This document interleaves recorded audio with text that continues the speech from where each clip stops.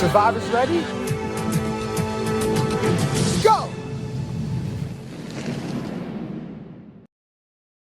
Welcome to episode 1 of On the Raritan Season 2. I am your host, Matt DeGennaro. I am joined here by two lovely people, Kevin and Logan. Say hi, you guys. What's up? What's up, Rutgers Survivor Nation? Yes, that's right. No more Peter Slattery or Adam Tropper. It is now the three of us. We're going to be taking over on the Raritan, and we have a lot to talk about. Episode 1 of Rutgers Survivor, Nowhere to Hide, was posted. It is up. Keep in mind for you viewers, there are spoilers. So if you don't want to be spoiled, click off this pod. I recommend you watch the episode first. It was edited by Anthony. He is a freshman now, going to be a sophomore. Give him all the love in the comments, and all the production crew, all the three of us, Max, just everyone, round of applause. Everyone did such a good job. But now with all that out of the way, why don't we go into Rutgers Survivor, Nowhere to Hide? First episode is titled Nerves and Luck, and it is a quote by a special guest we're going to bring on later in the podcast. So before we get into it, do any of you two have anything fun to say? Anything that you want to, get off your chest? Let the viewers know. I think this is a really fun episode, but it's also so sad to lose Giovanni this early. He had such an energy for this game. He really came in hot, playing hard, trying to build an alliance with Lana and Luke. Didn't end up working out for him, but really appreciate him playing, and then we'll be speaking to him shortly. Mm-hmm. Kevin, anything? Uh, Not really. I think this was a good way to start off the season, this episode, and hopefully it only gets better from here.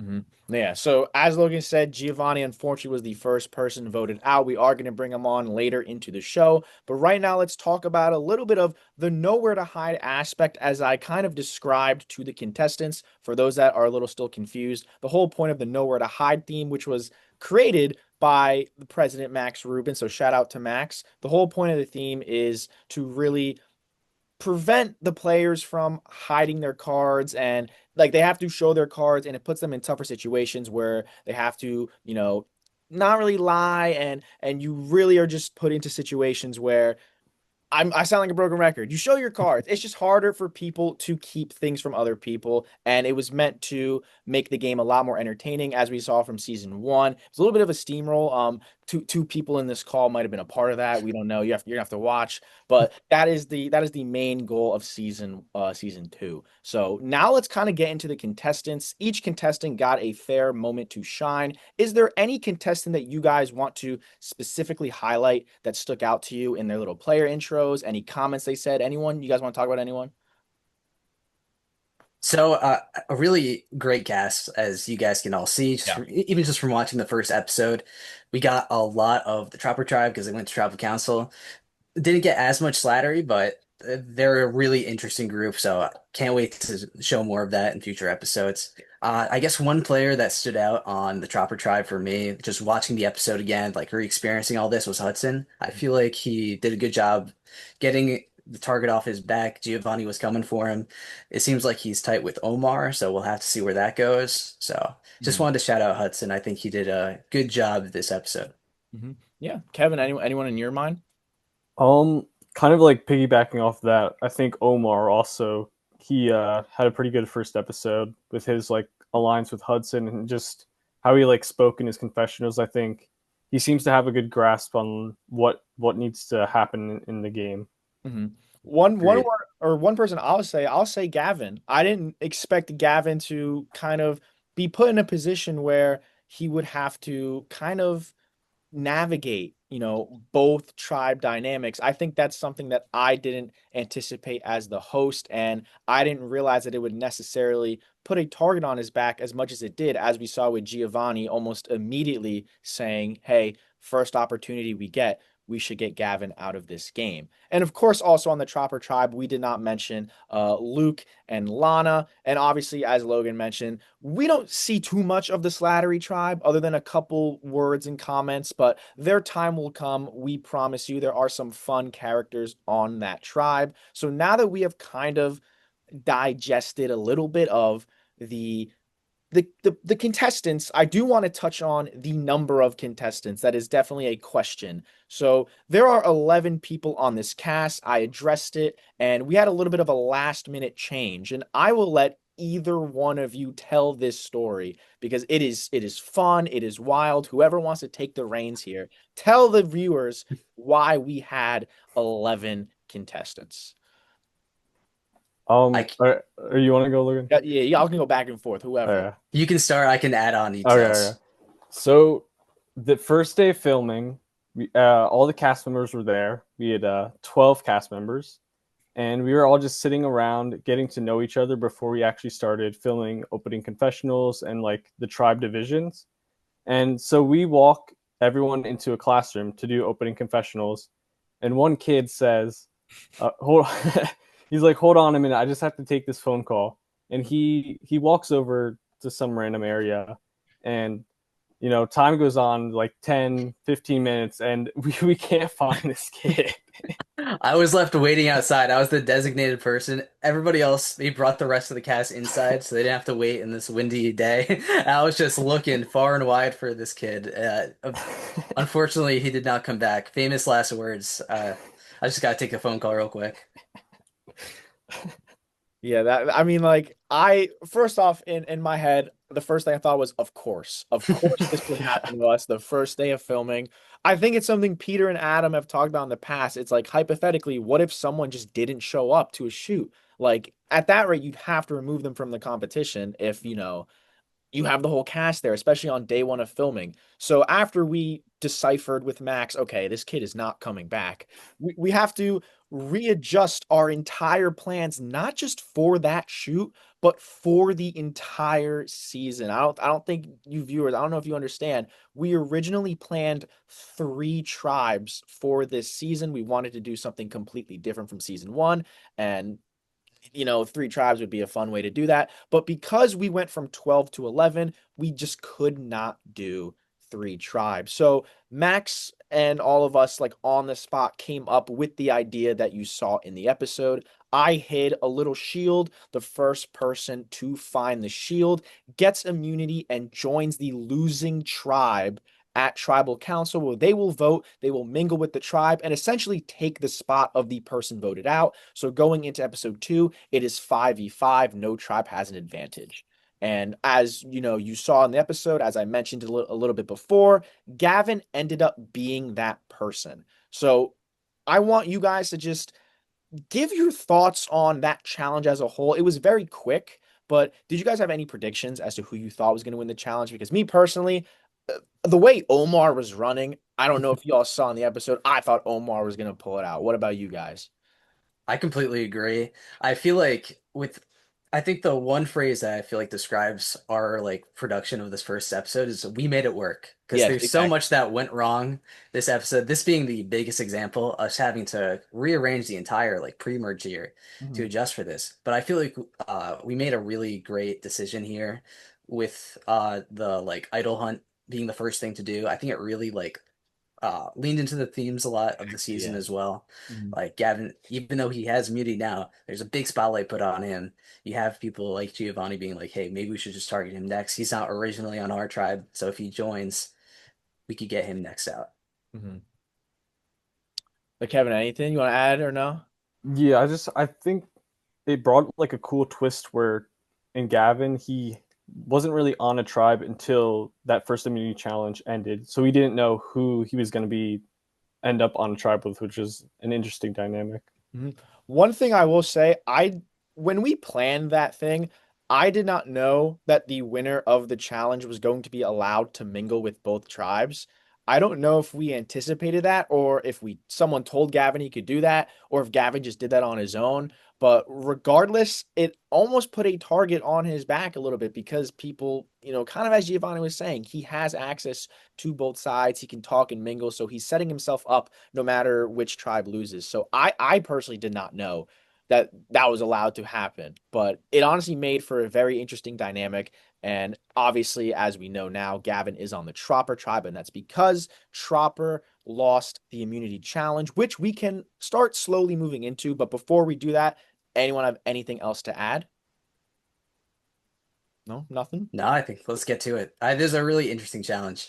Yes, this was a very interesting challenge. The first challenge of this season is not trivia. It is not the beloved Rutgers trivia. It is essentially a relay race challenge. The contestants have to throw balls at cups that have puzzle pieces in them. Once all the cups are knocked down, they can begin to solve a puzzle with the puzzle pieces they got from the cups. First tribe to correctly solve the puzzle, call me over, I'll check it, wins immunity. And more importantly, the losing tribe gets Gavin. So that is something that I think season one we didn't have enough of. I think there was a lot of more um what's the right word? A lot more it was I like to call season one the guinea pig season because Hmm. the budget was small. They had to plan all the challenges in one day and they couldn't be ambitious. So I'm glad that we got to do a little bit more of a relay race style for and a little bit more physical for season two. I know that's something we all preached for season one, and we got the physical challenge throwing a ball in a basket, and I couldn't get it. So does anyone kind of want to give the rundown of the challenge that took place? Yeah, I can do that real quick.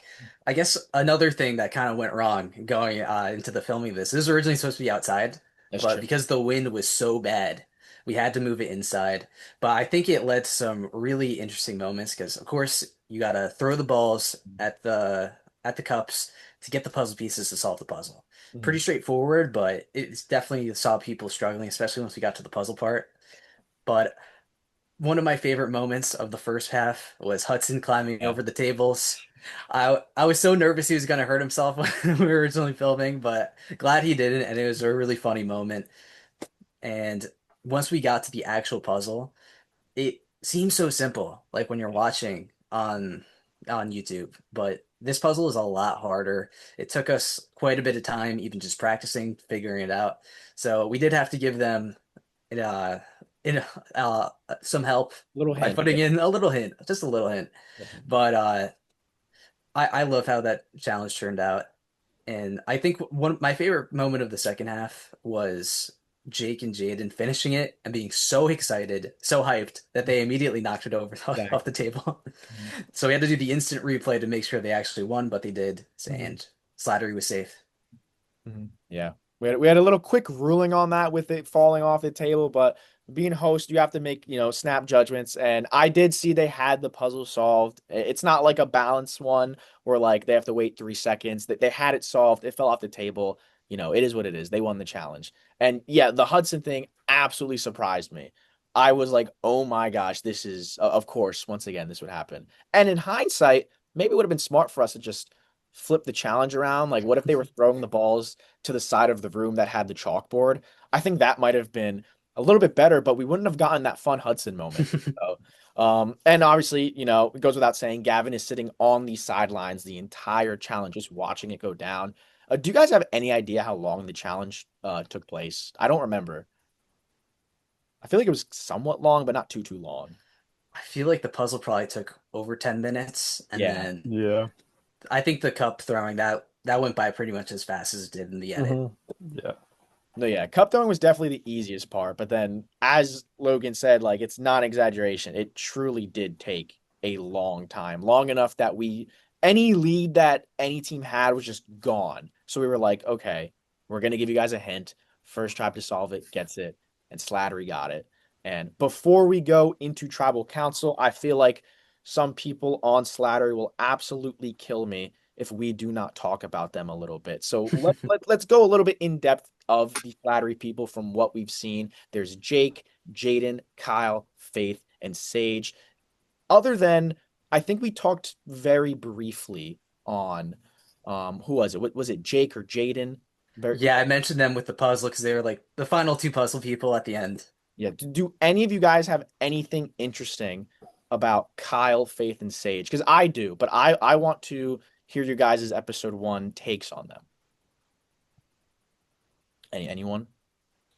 Kevin, you want to Uh, go first? I don't have any takes from episode one. I feel like no one really stood out in terms of not playing the game well. Like they all seemed pretty solid. They had good understandings of the game, and I feel like episode two and more they'll have more room to shine. Mhm. Logan? Anything? Yeah, I completely agree. Right off the bat, we have Kyle, who seems to have a good head on his shoulders in the game. He mentions the tall blonde girl and like wanting to work with her, which is Faith, and I feel like that could be an interesting duo moving forward. These things happen very quickly, these relationships form, and they can really carry you throughout the game. So I'm wondering to see where that goes. Yeah, I want to touch on that too because it'll be interesting, especially for the viewers. And obviously, we know anything that might happen in the future, which we will not tell you guys. It's all you got to stay tuned and watch. So it'll be really interesting to see, if Kyle does get to work with Faith and if they do have a relationship that does develop like he's hoping or like he said he does. And one thing that Faith says when I ask her the pre-challenge and pre-tribe questions is I asked her about the interesting fact that they're all Rutgers students and they can, bond over being in the same grade or having the same classes, majors, all that stuff. And, Faith says that it definitely can play a factor into it. So it'll be interesting to see if that kind of does play a factor throughout the season. And it actually did play a factor in Giovanni's motive for wanting to target who he wanted to target, which we will talk about as well. And then the last person of the three is Sage. Sage openly said that she wants to be the villain of this season. And who is the villain of season one? Do you guys think it was like Boston Green? You think it was John a little bit? Who gets the crown of season one villain? Who's passing it down to Sage? She's hoping she takes that role. Who do you guys? Who would you say? Look, I think there are some strong villains in season one. You got John, you got Jack, but Kevin, I'll give Oh, you the crown. I feel like we gotta. I'm so sorry, Kevin. I'm sorry for disrespecting you. I'm so sorry. I Kevin, think I guess it could possibly be me for just for the ending, but uh, I think you have great tribal banter. I think Yes, that season would not be the same without your tribal banter. the And voting confessionals were the best out of everybody in season one. I appreciate that. so, anyway, that'll be really interesting to see if Sage really does blossom into this villain that she wants to be. And especially for the viewers, if you do get some villain, some really fun thing, hopefully you guys do get to enjoy it. But with that being said, Tropper loses immunity. They go to the scramble. And with that being said, I think it's time we bring on the special guest. It is Giovanni, the first boot of Rutgers Survivor Season 2, Nowhere to Hide. We're going to bring him in. We're going to ask him his thoughts on the scramble, and his overall just, thoughts on the club. Giovanni came to a lot of club events. He was honestly, I think he showed up first to like almost everything, if not everything. So you can argue he was the most passionate person in this club. So I'd love to hear his thoughts. So everyone stay tuned and we're going to bring in Giovanni. What's up, everyone? This is Adam Tropper, original co-founder of Rutgers Survivor and the lead producer of Season 1 of Rutgers Survivor. Now, you might be wondering, why am I on your screen? Well, that's because one of the tribes for Season 2 of Rutgers Survivor is appropriately named the Tropper Tribe, and I've been given the opportunity to talk about something else that I've been doing in the meantime. I am the host of a radio show, Motorsports Today, on WRSU Rutgers Radio. And we do anything racing, NASCAR, IndyCar, F1. We cover stuff live at the track, real time. We interview drivers. We have the best in-depth content that you can imagine. And I've been given this opportunity through Rutgers Survivor to be able to promote my other venture, Motorsports Today. So if you have any inkling to try to learn about racing, or you just want to see what the Tropper from the Tropper Tribe is doing, check it out. Welcome back to On the Raritan. I am joined once again with Kevin and Logan, and we have our special guest, Giovanni, the first boot from episode one. Unfortunately, I Giovanni, don't like hearing that. I'm so That's not sorry. the title I wanted to hear today. Giovanni, how are you doing? I'm doing, that's for sure. Okay. So, episode one, for those that are unaware, was filmed how many months? It was filmed a while ago, like I think end of October, I'm pretty sure. end Something of like October. Yeah. I'm like I was trying, yeah, I was actually trying to think like when did we start and when did we end? hmm We we can say this is not a spoiler. We started October, we finished March. Yeah, yeah, Yeah. Yeah. who's gonna analyze the date to try to figure out who won? There are people out there. You'll be surprised. I know there are people out there, Most but dedicated fans. they're not gonna find anything, hopefully.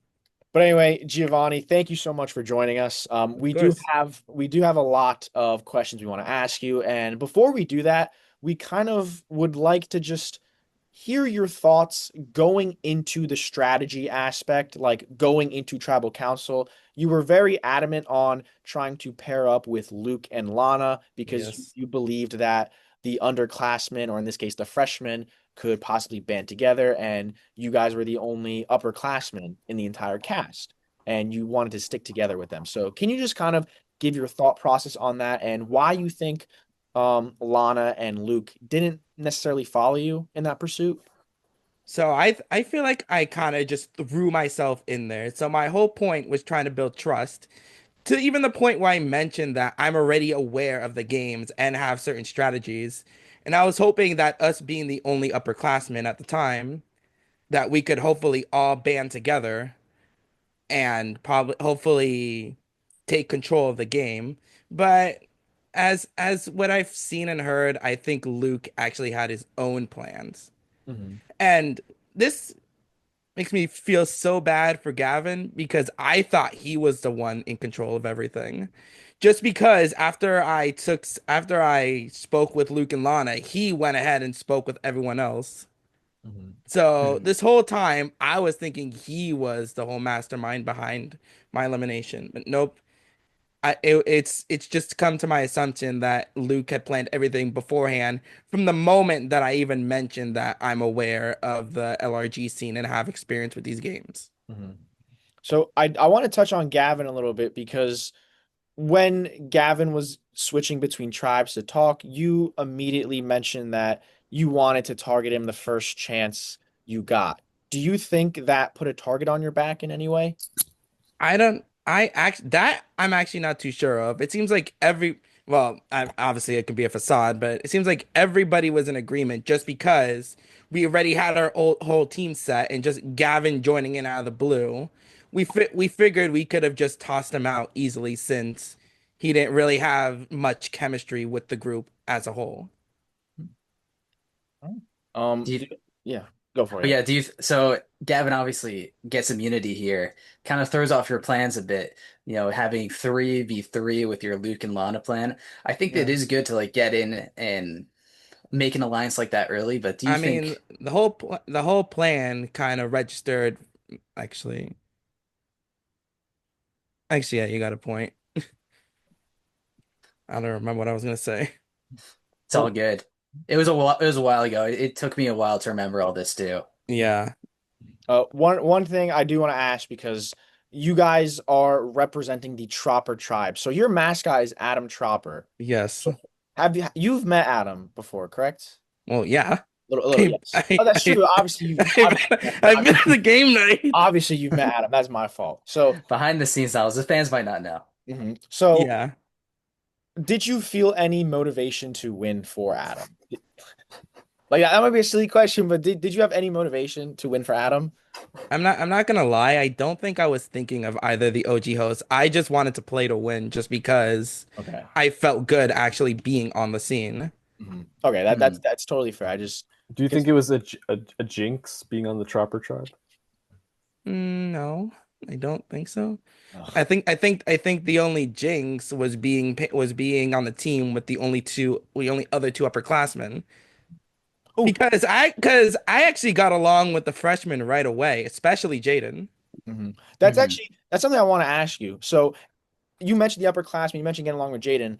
In a perfect world, if you got to pick your perfect starting five for a tribe, who would it be? Obviously, counting yourself, so a starting four. Who, Yeah. like I actually, going into episode one, not knowing what you know now. the thing is, I might have still made the same mistake and chose the two upperclassmen. Mhm. Jaden definitely, and I guess Omar because he's the big guy. Mhm. Okay. All right. So pretty much your regular tribe, just with the addition of Jaden. Jaden, yeah. Interesting. Um, Another thing, before Kevin, Logan, do you guys have anything else to add? If not, we can go right into tribal. I think we're good. Let's go. Okay. Okay. So obviously, as we saw in the episode, your plans didn't necessarily work out, and it Mm-mm. leads, unfortunately, to your vote off. And I do want to talk about tribal council because you Yeah. were a unanimous vote. Yep. Were you surprised by that? Did you think like you had any shot of going home? I kind of figured I had a shot going home, but I was surprised of how unanimous the vote was. Mhm. Just because I really thought I was on the same page with Luke and Lana, where where my original vote was gonna definitely between Hudson or Omar, but they wanted to keep Omar, so that's why I went for Hudson. Mhm. So you thought the vote count was gonna be Very different. okay, like there's six of you guys, so what? 3-3 no, is my math? Maybe 4-2, something Four, like that. Bring in one person with Luke and Lana was the plan, that maybe. was Yeah. your thought, yeah. Yeah. Mhm, Because I was assuming like I definitely would have gotten votes. mhm. I I will. think there's. Oh, Wait, sorry. sorry. You go first because mine's kind of a wrapping thing. So you go. Gotcha. Yeah, I do think there's a lot of logic in that. Like Yeah. with Matt and I in our season, we got in early, made a three-person alliance in a five-person tribe. You were kind of trying to do the same in a lot of ways, Yeah. and it kind of got wonky with Gavin being there and getting a vote, and then it's being the first tribal council, and like it's so fast-paced, and you just want to get a name first, and yours, because you were playing hard, it kind of just became yours. So Spoiler I spoiler alert, this worked a lot better on Survivor. So I feel like if you had maybe survived this tribal council, got into play in episode two, I feel like the strategy could have been a lot more impactful. You Yeah. had more time to make it work. Hmm. And I do obviously Slattery, won the first immunity challenge. So had you been on Slattery, I definitely do think you could have integrated yourself a little bit better. You felt really good with Jaden. Maybe you Mhm. could have found something with Kyle, Sage, or Faith. Or even Jake. Like I definitely think it would have been a totally different outcome, but unfortunately, Yeah, it was what it was. it's luck of the draw with the tribes. Hmm. It is how it is. Unfortunately, you are the first person voted out, and that sucked to see because you were clearly, and we talked about this before you came on, at least to all of us, the most passionate person because you were first for every event we did. You were always first to respond. You were always the person that was like, yes, you can count on me to be there. And that's what we Mhm. absolutely loved to have you a part of it. And it just sucked that you didn't get to advance farther in the Yeah. actual season. But you did. Obviously, the viewers don't know this. You did do really good in our custom traders game and our mini season as well. And Yes. if to wrap it up, you can talk about your whole experience as a club, like, the events we did, any other fun things you want to talk about. Feel free. The floor is all yours, Giovanni. I actually wonder if that mini season would be my only chance of ever touching the finale. So for context for viewers, we did a mini season of 16 people. Giovanni made the final tribal council.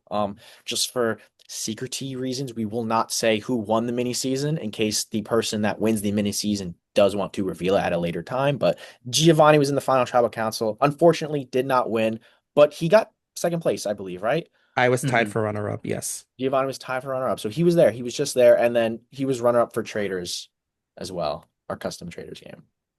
So. Yeah, it is what it is. Anything else you want to add? Anyone want to add anything? Yeah, well, thank you, Giovanni, for perfect attendance, being such a dedicated fan, and Thank you for having me. of Mhm. course. Mhm. Yeah, and not a spoiler by any means. Giovanni came to every single shoot as a jury member. So you're going to see a lot more of Giovanni in every episode from here on out. So if you want to see more of Giovanni, please check him out in the future episodes of Rutgers Survivor. And Gio, you also have a YouTube channel. Is that Yes. correct? Do you want to plug it? Feel free. You Yes. The I mean, I'll send you the link later, but I Put it in the am description. yes, I will.